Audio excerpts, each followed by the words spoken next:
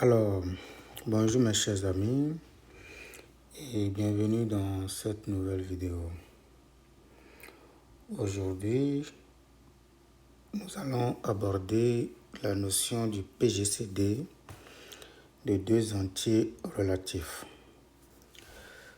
Donc, si nous prenons A un entier relatif non nul, donc on va en prendre deux.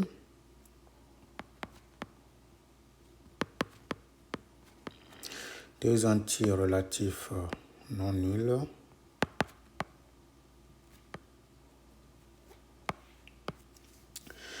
Nous savons que la notation DA représente l'ensemble de tous les diviseurs de A. L'ensemble de tous les diviseurs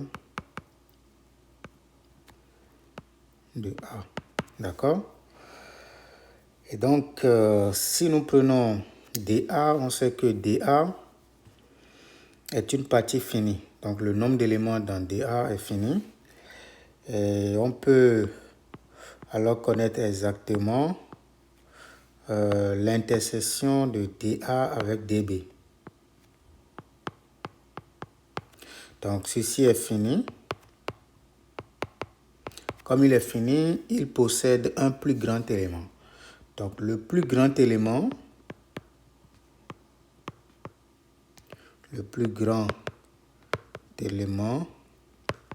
de DA inter DB est appelé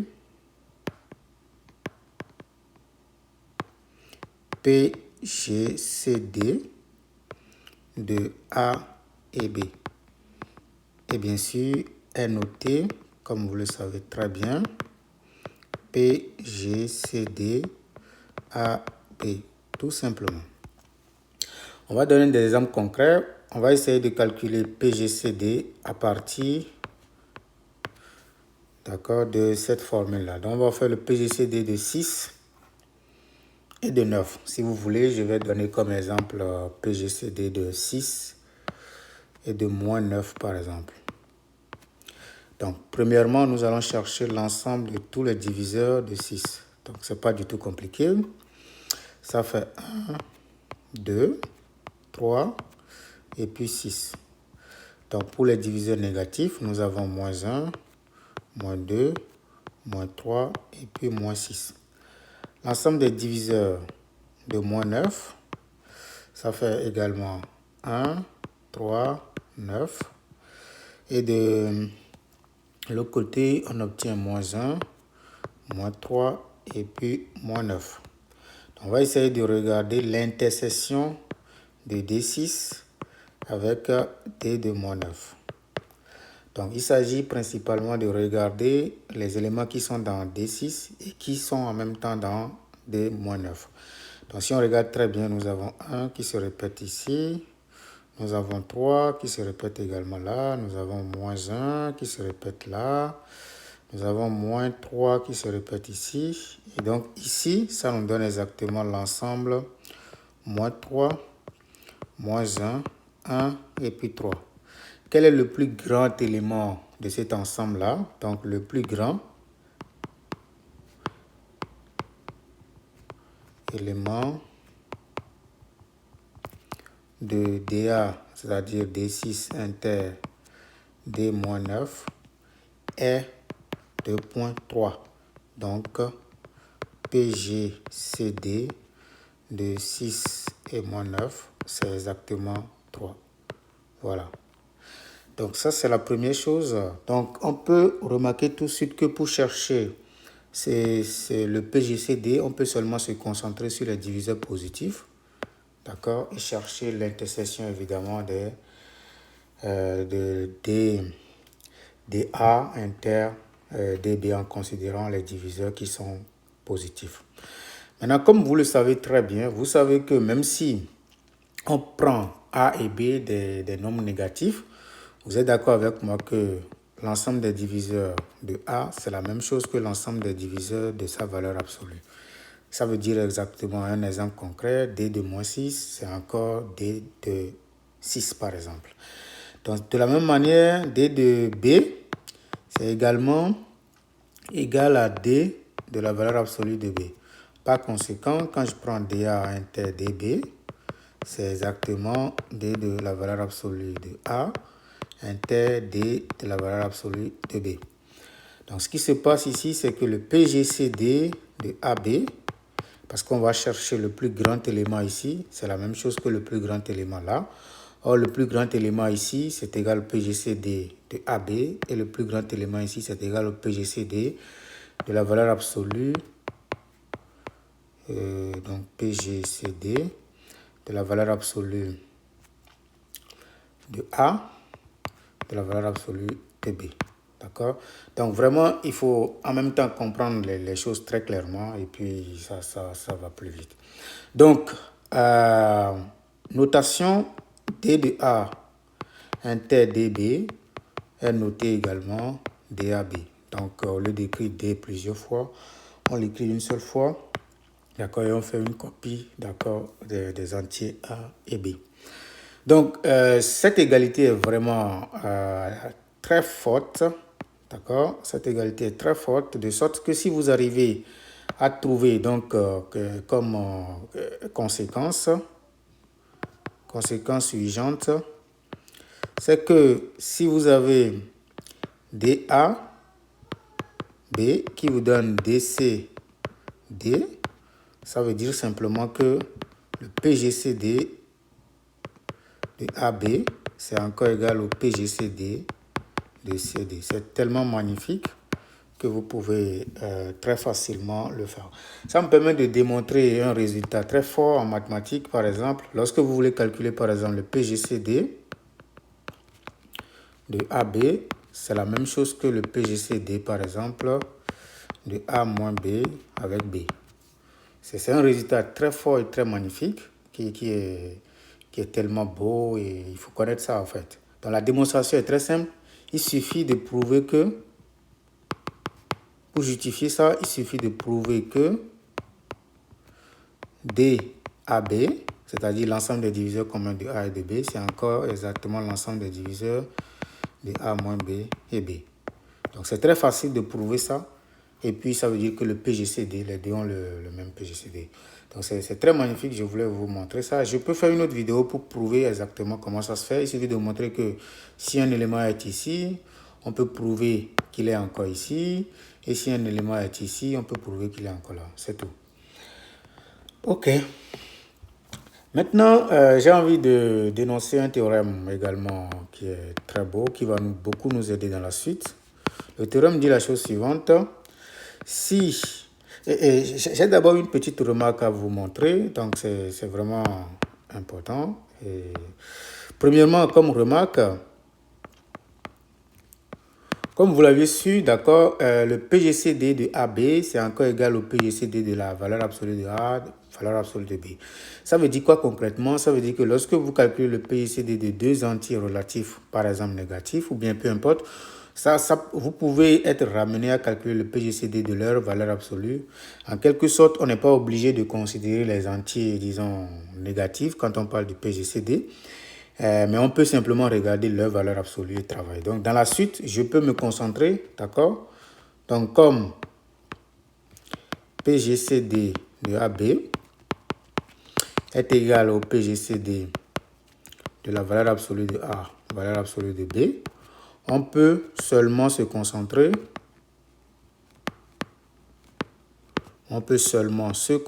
sur les entiers naturels.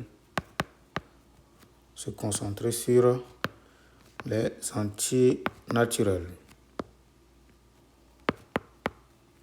Voilà. La deuxième remarque que je vais vous faire, c'est tellement beau parce que tout le temps, quand vous calculez le PGCD, c'est toujours entre 1, d'accord, et,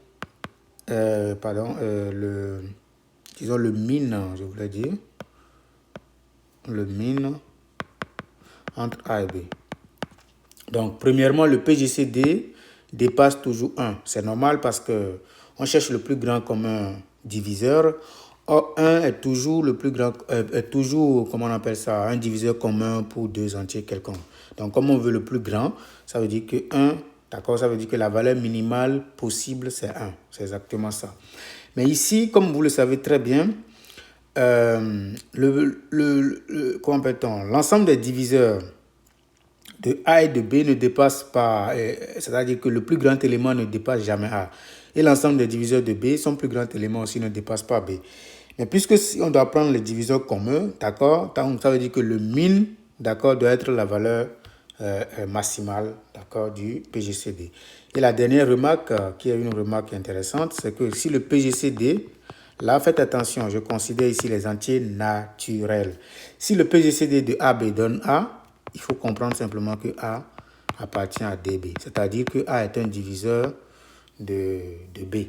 Donc, c'est un théorème vraiment magnifique qui va nous permettre de calculer le PGCD facilement. Donc, du moment où vous calculez le PGCD de deux entiers, d'accord, si A appartient à l'ensemble, c'est-à-dire si A est un diviseur de B, nécessairement le PGCD donne A. Et si le PGCD aussi donne A, ça veut dire que A est un diviseur de B. Ça me permet de dire que le PGCD, par exemple, de 2 exposant 2025, 2 exposant 2024, c'est exactement 2 exposant 2024. Pourquoi? Parce que ceci, 2024, est un diviseur de 2 exposant 2025. D'accord? 2 exposant 2024 est un diviseur de 2 exposant 2025 parce que quand on multiplie ceci par 2, on tombe exactement sur ça.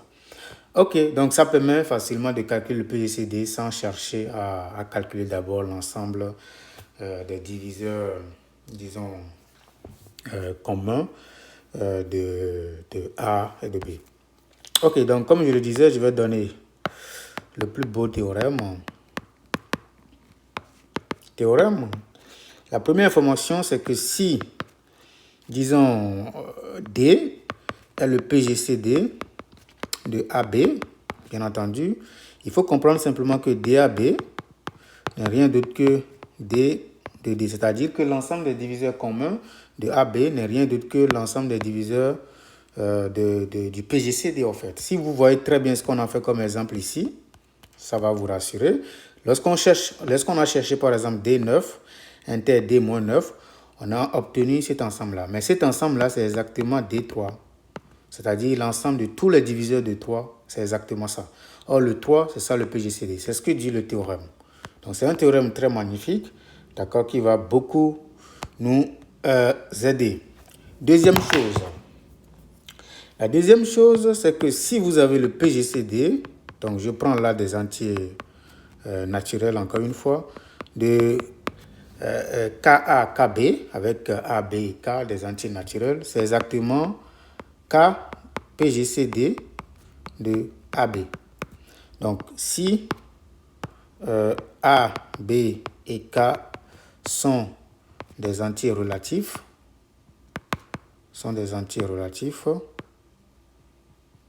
bien entendu non nuls, alors ce qui se passe avec cette formule-là, je vais juste généraliser le théorème, la formule, KA, KB, c'est en réalité la valeur absolue de K multiplié par le PGCD de AB. Donc, c'est vraiment magnifique à connaître par cœur. Mais si vous avez les entiers positifs, ça veut dire que cette valeur absolue-là ne change pas. Et puis, vous avez ça. C'est vraiment un résultat très, très magnifique. Et ça me permet de vous rappeler quelque chose, mais je ne vais pas le faire tout de suite. Je vais le faire dans la suite. Donc, par exemple, lorsque vous avez... Si je reprends mon exemple de base, par exemple, le PGCD de 6 et moins 9, c'est encore égal au PGCD de leur valeur absolue, c'est-à-dire de 6 et 9. Donc, je vais dire que c'est égal au PGCD de 2 fois 3, parce que 6, c'est égal à 2 fois 3, et 9, c'est égal à 3 fois 3. Donc, avec ça, ce qu'on vient de voir, c'est que ceci, c'est le cas de la formule de tout à l'heure. Et donc, on va sortir le cas tout simplement et dire que ça donne 3 fois PGCD de 2 et puis 3. Donc, si on cherche correctement le PGCD de 2 et puis 3, ça va être beaucoup plus facile. Ça donne 3 fois 1, ce qui donne 3. Donc, je peux également utiliser une autre méthode, par exemple, qui consiste à dire que PGCD de AB, c'est encore égal au PGCD de A moins B et de B. Je peux l'exploiter, par exemple, pour calculer le PGCD de 2 et 3, par exemple, en disant que ça fait PGCD de, disons, 2, 3 moins 2. C'est-à-dire PGCD de 2 et puis 1. Or, le plus grand commun diviseur de 1 à 1 seul diviseur positif qui est 1, donc 2 aussi a un diviseur, et à 2 diviseurs, donc le plus grand diviseur commun là maintenant, ça va être 1. Vous voyez, c'est pourquoi vous avez en haut. Donc, c'est une technique très facile, très aisée, qui vous permet de calculer le PGCD très rapidement. Maintenant, je vais donner un autre théorème qui dit simplement que si vous prenez toujours D, qui est le PGCD, disons, de A et B, il faut comprendre que M est multiple de D, si et seulement si, d'accord, l'équation, c'est important cette formulation, je préfère cette formulation, l'équation AX plus BY, d'accord, le A c'est exactement le A d'ici, et le B c'est ça, d'accord. Donc l'équation AX plus BY égale à M admet au moins une solution,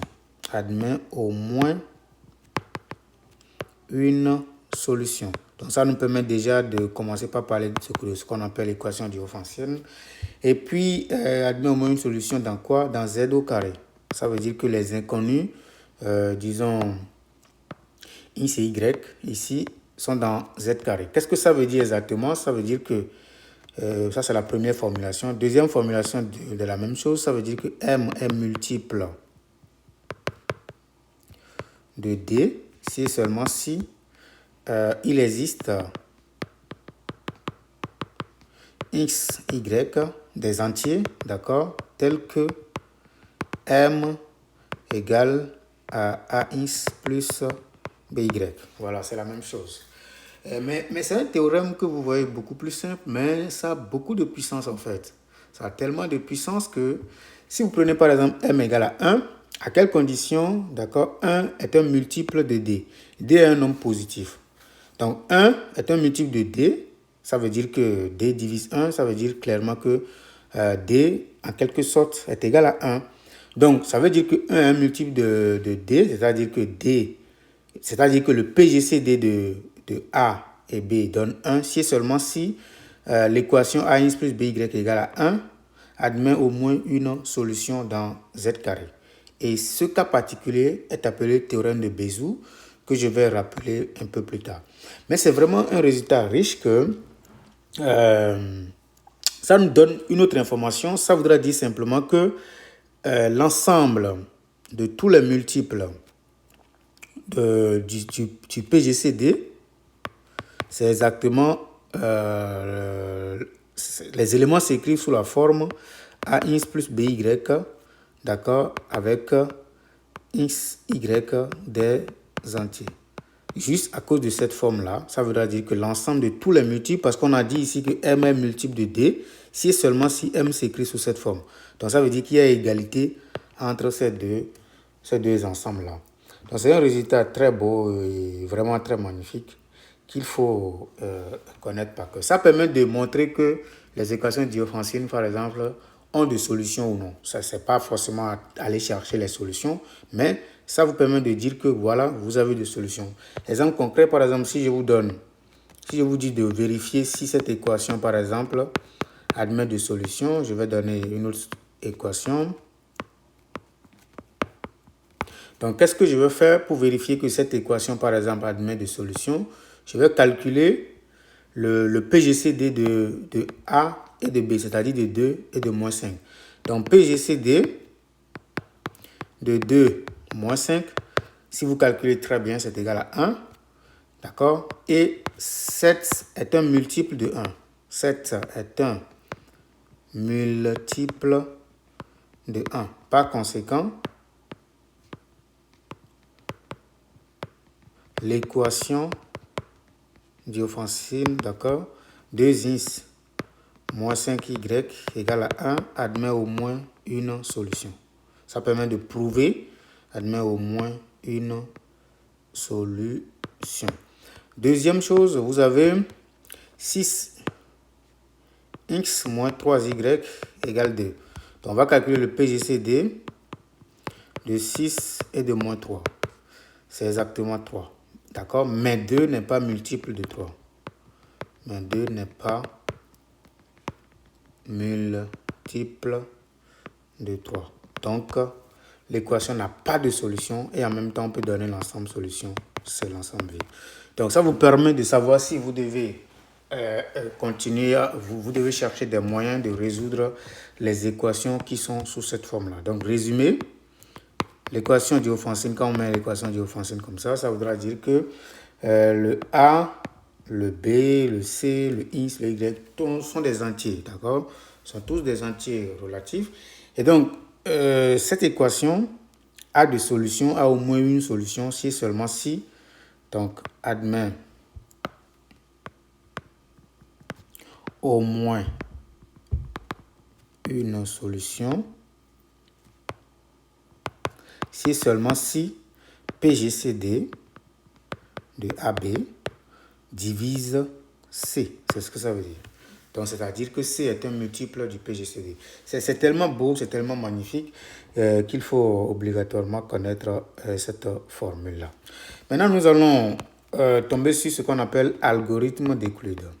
C'est l'algorithme le plus magnifique de Euclide, d'accord? Donc, qu'est-ce que l'algorithme dit? C'est pas du tout compliqué, ça permet de calculer le PGCD, mais on ne va pas aller beaucoup plus vite. On va dire simplement qu'on prend soit A et B. Prenons par exemple des entiers naturels, deux entiers naturels, tels que 2 points. On va supposer que A est le plus grand.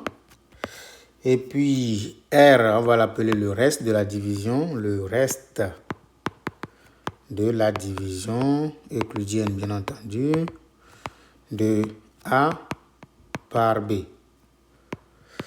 D'accord. Première information, si R est égal à 0, ça voudra dire simplement que A est un multiple de B. Donc ici, l'ensemble de tous les diviseurs communs de A et B, c'est encore l'ensemble des diviseurs de B. Pourquoi? Parce que avec cette remarque-là, on a dit ici que si le PGCD de AB est égal à A par exemple, donc je vais vous montrer la remarque, c'est tout juste ici. Voilà, remarque numéro 3. Donc, si le PGCD de A et B donne un d'entre eux, ça veut dire que celui-là, d'accord, est forcément un diviseur, d'accord, du second. Donc, c'est la même chose ici, en fait. Puisque le reste de la division euclidienne de A par B est 0, donc si R est 0, ça veut dire que, disons que B est un diviseur de A. D'accord? Donc le PGCD en réalité de A et de B n'est rien d'autre que B. Donc l'ensemble des diviseurs de AB, ce n'est rien d'autre que l'ensemble des diviseurs de B. 2. Par contre, si R est différent de 0, vous devez comprendre que l'ensemble des diviseurs communs de A et de B, c'est encore égal à l'ensemble des diviseurs communs de B et R. C'est très beau, c'est une formule très magnifique qui va nous dire simplement que, comme je l'ai dit tantôt, ça voudra dire que, donc, conséquence, tout ça signifie que dans le premier cas, le PGCD, c'est-à-dire si R est égal à 0, le PGCD de AB n'est rien d'autre que B. Ça, on le sait déjà. Deuxième conséquence, c'est que si R est différent de 0, désormais le PGCD de AB devient le PGCD de B et R. Parce que je vous ai montré, je vous ai rappelé en haut que si vous avez DAB qui vous donne DCD, ça voudra dire que PGCD de AB est égal au PGCD de CD. Voilà, c'est ce qu'on est en train d'utiliser. Donc, puisque l'ensemble des diviseurs de AB est égal à l'ensemble des diviseurs de BR, ça voudra dire que le PGCD de AB est égal au PGCD de BR. C'est un résultat vraiment magnifique qu'il faut savoir manipuler. Il suffit de... La démonstration n'est pas du tout compliquée. Vous prenez un diviseur commun A et AB et vous montrez que c'est encore diviseur de B et de R naturellement. Après, vous montrez que si vous prenez un diviseur commun de B et R, nécessairement c'est encore un diviseur de A et B. D'accord? Donc c'est tout. Voilà, donc ce résultat dit quelque chose de vraiment magnifique qu'on ne perçoit pas tout de suite, qui est, comment on appelle-t-on, qui représente en quelque sorte l'algorithme d'Euclide, parce que le résultat dit la chose suivante, que si vous voulez calculer le PGCD de deux nombres, premièrement, vous pouvez commencer par faire la division de A, donc le plus grand, par B. Si le reste est 0, ça voudra dire que vous connaissez le PGCD, c'est le plus petit. Mais si le reste est différent de 0, ça veut dire que désormais le PGCD de AB devient le PGCD de B et du reste. Ça voudra dire quoi? Non seulement si vous avez les nombres ici, d'accord, l'étape suivante, vous diminuez les nombres, ce qui vous rassure, parce qu'on sait calculer le PGCD des petits nombres. D'accord, je vais donner peut-être un exemple palpable, vous allez voir. Premier exemple, nous cherchons à calculer par exemple le PGCD de 9 et 6. Donc je vais effectuer la division euclidienne, donc je vais faire 9 égale à 6 fois 1 plus, disons, 3. Donc ça, c'est le reste de la division. Donc le reste n'est pas, comment on appelle ça, n'est pas égal à 0. Je vais dire alors que le PGCD demandé de 6 et de 9, ça fait alors le PGCD, d'accord, du diviseur, c'est-à-dire du plus petit, qui donne 6, avec maintenant le reste. Le reste, c'est 3. D'accord, mais je peux encore répéter la même chose. Pour répéter la même chose, j'effectue encore la division euclidienne de 6 par 3. Je vais dire 6, c'est égal à 3 fois 2, plus 0. Donc le reste ici, c'est 0. Comme le reste est 0, je vais dire que le PGCD de 6 et de 3 n'est rien d'autre que 3. Donc on constate qu'en réalité, si on regarde ça correctement, c'est le reste qui vient avant ce 0-là. Donc l'algorithme d'Euclide dit simplement la chose suivante, que le PGCD de deux nombres, le PGCD de AB, c'est le dernier reste non nul dans l'algorithme d'Euclide. Dernier reste non nul dans l'algorithme d'Euclide. Dans l'algorithme d'Euclide. Voilà, c'est trop magnifique, donc il faut vraiment savoir manipuler ça et puis c'est vraiment beau. Ok, maintenant je vais l'appliquer au grand nombre. Vous allez voir comment est-ce que c'est beaucoup plus magnifique. Je vais prendre le PGCD. Je vais prendre vraiment des grands nombres, d'accord? Je vais prendre 304 et puis 939. Virgule, je vais prendre 151, 0,97. Vous allez voir comment... je vais utiliser la première méthode qui est l'algorithme d'Euclide. Donc nous allons faire un petit tableau qui va nous permettre d'avoir tous les résultats. Donc on va faire dividende. Donc ici nous allons mettre dividende. Diviseur. Et puis nous allons mettre le quotient.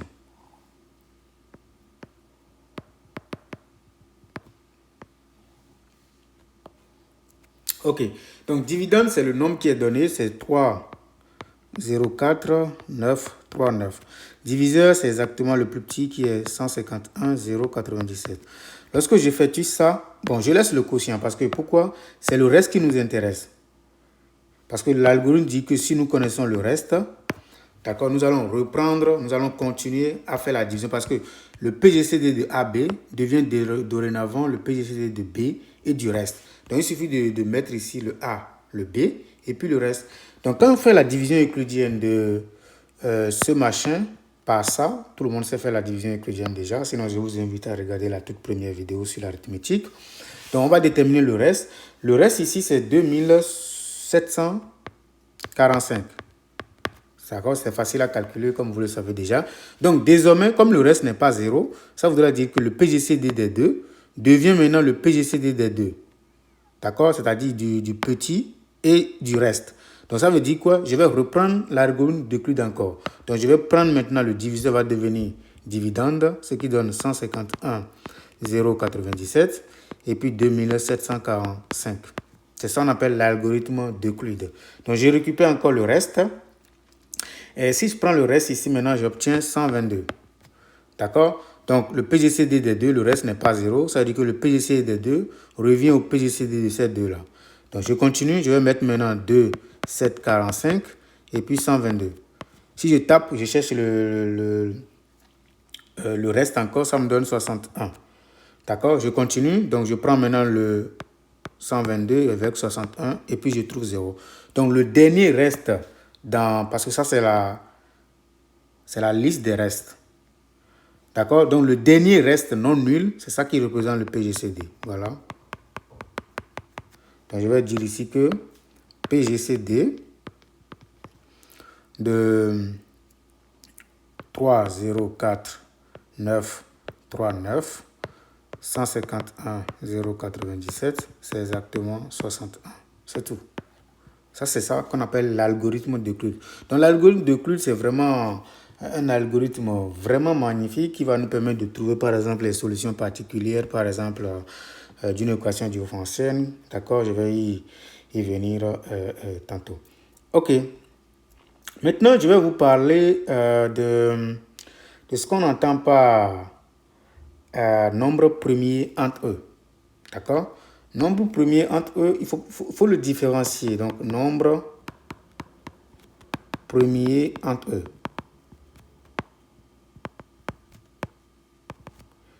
Il faut vraiment faire attention. Quand on dit nombre premier entre eux, ce n'est pas des nombres premiers. D'accord? Donc, en fait, c'est deux nombres qui sont premiers entre eux. Donc, deux nombres A et B sont dits premiers entre eux.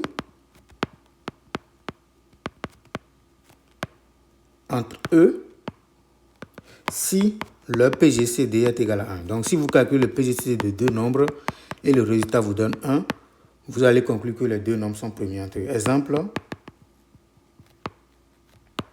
je prends PGCD de 2 et 3, je calcule, ça me fait PGCD de 2 avec 3 moins 2, qui me donne PGCD de 2 avec 1, qui me donne 1. D'accord? Alors, je vais conclure que 2 et 3 sont premiers entre eux. Donc, bien entendu, comme vous avez déjà vu les notions sur les nombres premiers, vous allez dire, mais alors, les nombres premiers entre eux sont censés être tout d'abord des nombres premiers. Non, pas du tout. Je vais vous donner d'autres exemples. Par exemple, je prends 15, d'accord, et puis 11, par exemple. Si vous faites PGCD de 15 et 11, ça vous donne exactement, si vous voulez, ça vous donne PGCD de 11 avec 15 moins 11, ce qui vous donne PGCD de 11 et puis 4, ce qui vous donne encore le PGCD de 4 avec 11 moins 4 qui donne, je pense, 7. Et puis on continue, ce qui vous donne PGCD de 4 avec 3, ce qui vous donne PGCD de 3 avec 1, puis ça vous donne 1. Donc on va conclure que 11 et 15 sont premiers entre eux. Donc pour calculer le PGCD, dans ce cas, j'ai juste utilisé cette propriété-là pour dire que le PGCD de AB, c'est le PGCD de A et A moins B. Voilà. Ou bien de B, c'est la même chose que PGCD de B, de A moins B, ça ne change pas. Parfait. Vous allez dire, mais au moins un des deux est un nombre premier. On peut en trouver. Aucun des deux ne sera premier. Donc, je peux donner maintenant un exemple concret. Je peux donner PGCD de 8 et de 15, par exemple. Aucun des deux n'est un nombre premier, mais le PGCD est égal à 1. Vous utilisez la même technique. Voilà, donc on va dire ici que 8 et 15 sont premiers entre eux. Donc, quand on dit deux nombres premiers entre eux, il ne faut pas le confondre avec des nombres premiers. Ils ne sont pas forcément premiers. OK. Et donc, je vais rappeler, si vous voulez, quelque chose qui est vraiment capital, qui va nous permettre de résoudre surtout les équations avec, disons, euh, euh, des équations avec des systèmes avec des PGCD ou des PPCM. Ce que je vais faire maintenant, c'est vraiment très important. Soit D, par exemple, un diviseur commun,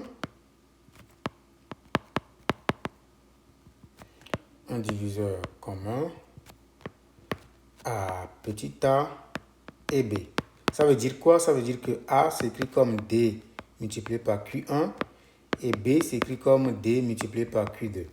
Donc avec tout ce que nous avons vu, on sait que le PGCD de AB désormais, c'est-à-dire le PGCD de DQ1, d'accord, DQ2, parce que nous avons dit que A c'est égal à DQ1, B c'est égal à DQ2.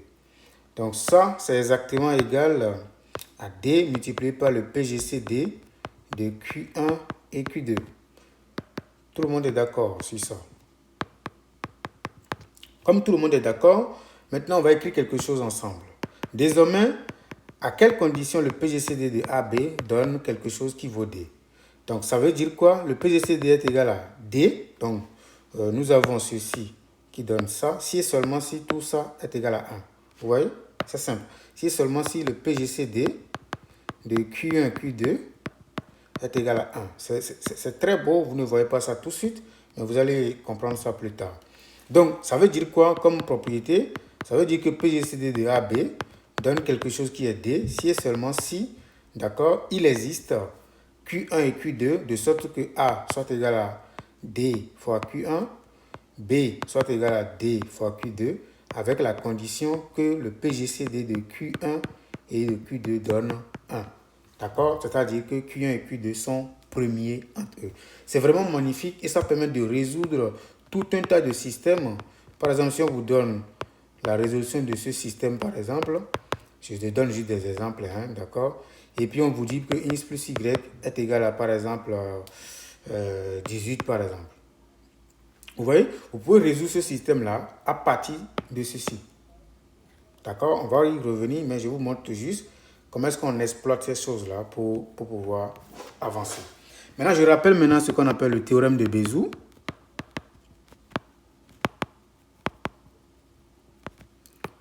Le théorème de Bézout, c'est ce que j'avais donné. Le PGCD de AB donne 1 si seulement si l'équation AX plus BY égale à 1 admet au moins une solution unique. Admet au moins une solution, pardon. Admet au moins une solution dans Z carré. Qu'est-ce que ça veut dire encore? PGCD de AB est égal à 1 si seulement si il existe, si vous voulez, UV dans Z tel que, d'accord, disons AU plus BV est égal à 1. C'est quelque chose qui est magnifique. Je peux montrer par exemple avec ce théorème-là que N et N plus 1 sont premiers entre eux, quel que soit N. Vous allez voir, c'est facile. Quand il dit premier entre eux, ça voudra dire que je suis en train de calculer le PGCD des deux. Je vais simplement écrire une relation entre N et N plus 1. On sait que N plus 1 moins N est égal à 1. D'accord? Si vous voulez, je peux sortir les coefficients. Ça fait 1 multiplié par N plus 1 moins 1 multiplié par N est égal à 1. Donc, on vient de montrer qu'il existe deux entiers tels que, d'accord, une combinaison linéaire de n et de n plus 1 donne 1. Donc, Bézout dit que si vous avez ça, si ceci se passe, si vous avez cette condition-là, ça voudra dire que le PGCD des nombres A et B donne exactement 1. Donc, ça voudra dire que PGCD de n plus 1 et de n donne exactement 1. On peut encore utiliser l'autre critère pour pouvoir le faire. Le PGCD de n et de n plus 1, on pouvait utiliser une autre méthode en disant que c'est égal au PGCD de n avec n plus 1 moins n. Vous voyez? Ce qui donne le PGCD de n avec 1, ce qui nous donne 1 tout simplement. Voilà. Donc, vous voyez, le théorème de Bézout peut aussi permettre de calculer le PGCD par exemple. Ok, on continue. Je vais vous montrer maintenant ce qu'on appelle le théorème de Gauss. Le théorème que ceux qui travaillent en arithmétique aiment beaucoup, c'est le théorème de Gauss. Le théorème de Gauss dit la chose suivante, que si vous avez deux entiers, d'accord, naturels ou bien relatifs, on peut prendre des entiers relatifs non nuls. Si vous avez A qui divise le produit, c'est-à-dire BC, et que, c'est important, hein, et que A et B sont premiers entre eux, et que A et B sont premiers entre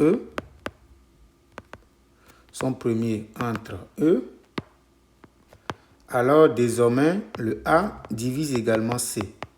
Mais c'est très beau, mais les gens vont dire, mais c'est trivial quand même, mais c'est faux, c'est pas trivial. C'est pas trivial.